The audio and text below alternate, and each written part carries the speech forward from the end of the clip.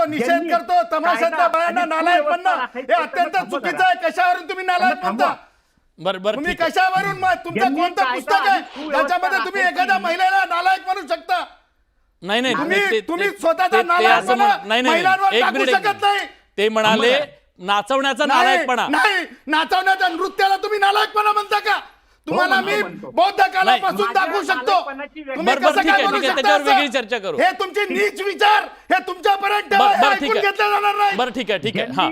ज्यांनी कायदा आणि सुव्यवस्था यांची अंमलबजावणी करायची त्यांना न्यायालयाने वेळोवेळी निर्देश देखून देखील ते त्याचं पालन करत नाहीत. काही ठिकाणी स्थानिक आयोजक हे पोलिसांना लाच सारतात आणि ज्या डीजे वरच्या गाण्यांबद्दल आपण सडक छाप गाण्यांबद्दल बोलतोय, आज इंस्टाग्राम उघडा, तुम्हाला वर्दी घातलेले अनेक पोलीस या गाण्यांवरती ठुमके लगावताना दिसतील. मग ह्या गोष्टी पोलीस महासंचालकांना दिसत नाहीयेत का? मग आम्ही निवेदन द्यायचं, तक्रार करायची, मग आम्ही त्यांच्या पाया पडायचं, मग ते कारवाई करणार.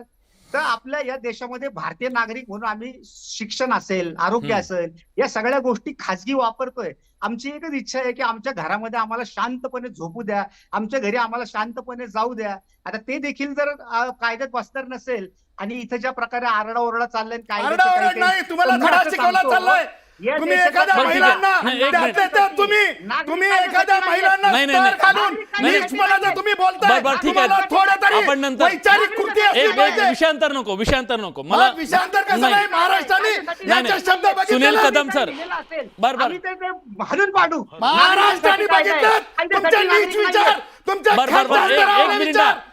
तुम्ही माफी मागा. त्या सुद्धा महिला त्यांना सुद्धा अधिकार आहे. डेसिबल पळा. हा, सुनील कदम सर, राजकीय माफी मागावं लागेल. ठीक आहे.